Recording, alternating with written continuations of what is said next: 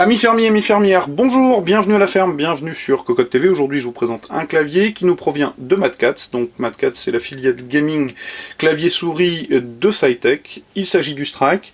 Alors le Strike, si vous nous suivez, vous savez qu'on l'a déjà testé en version 5 si ma mémoire est bonne. Version qui était arrivée un peu en queue de peloton pour deux raisons essentielles. La présence de membrane sur tout le clavier et du coup un tarif assez coquet, difficile à justifier par rapport à la présence des membranes quand toute la concurrence n'était pas déjà passée au switch mécanique et pour un tarif similaire. Donc le voici de retour en tournament d'édition, donc avec la même esthétique et surtout équipé de switch mécanique. Petit bémol, les switches, alors bémol oui et non, les switches sont des switch scale. Les switch scale enflamment un peu les débats sur le net parce que certains considèrent que ce sont des MX chéris de moins bonne qualité. On leur reproche un certain nombre de choses et clairement, notamment la présence de différences de niveau d'enfoncement, de résistance à l'enfoncement lorsque vous pressez la touche. Alors très clairement, par rapport à ce clavier et sur le test que j'ai réalisé, puisque j'ai déjà terminé le texte et j'ai déjà joué avec, je l'ai utilisé, aucune différence et le fonctionnement des switches est tout à fait agréable. Rien à leur reprocher et même un petit aspect sympathique que je repréciserai ultérieurement pendant la présentation. Donc, revenons à notre clavier et à son packaging. Chez SciTech, chez Mad Catz en tout cas, on a la présentation du clavier, le Strike écrit en gros, les petits encarts, on retrouve toujours les petites bébêtes avec les trucs qui piquent très fort et qui font très peur. On a une boîte et une surboîte, donc c'est plutôt valorisant, je trouve que c'est une bonne chose.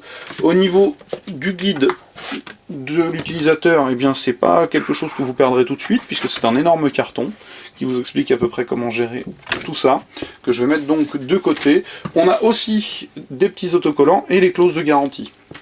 Le clavier présenté ici, vous le voyez, est fourni avec un repose-poignet, deux parties de plastique SP laqué avec un plastique granuleux, marqué du coup de griffe de Mad Catz, les stries bleus.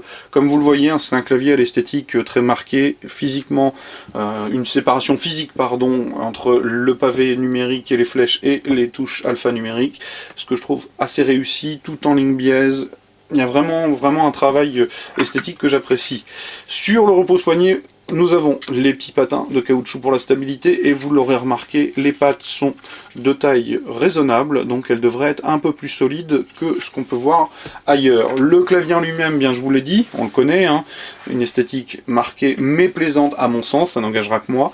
Donc ce qui est sûr, c'est qu'on se retrouve avec le même pan incliné qui porte le bouton de passage des profils, les 7 macros et le bouton curseur de blocage de la touche Windows.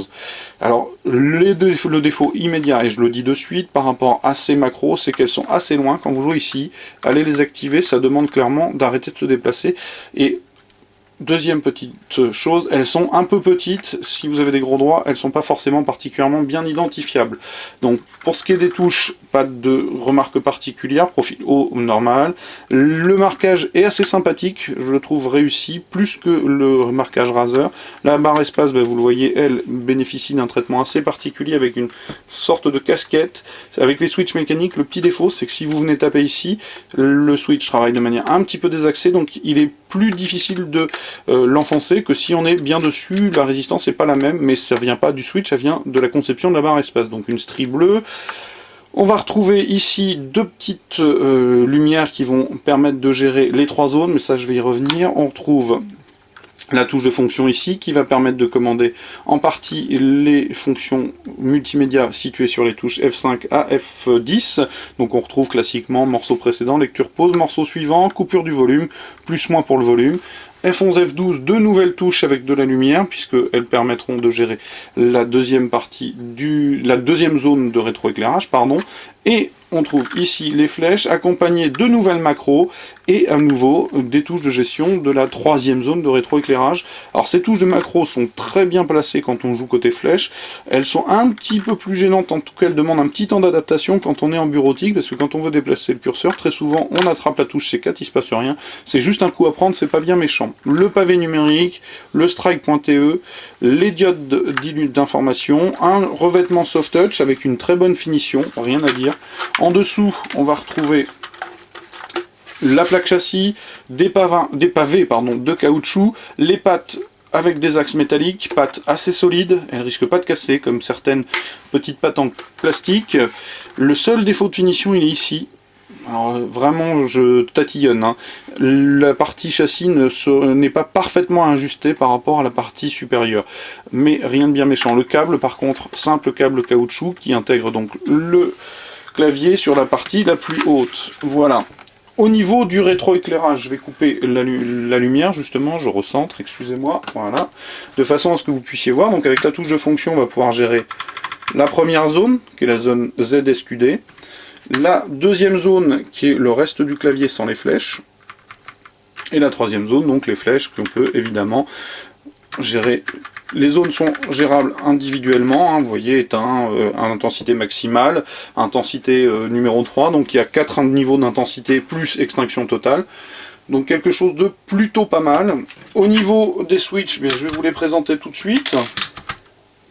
On va retirer la barre espace, qui est un peu plus compliqué à enlever que le reste, parce qu'elle n'est pas d'un format classique. On se retrouve donc avec une plaque châssis métallique, les switch scale marron. Donc quand je disais que j'allais vous en reparler, eh bien, il se comporte vraiment à mi-chemin en termes de résistance à l'enfoncement entre les noirs chéris et les marrons chéris, avec le petit clic sensible à la descente, comme les marrons chéris, donc quelque chose de sympa.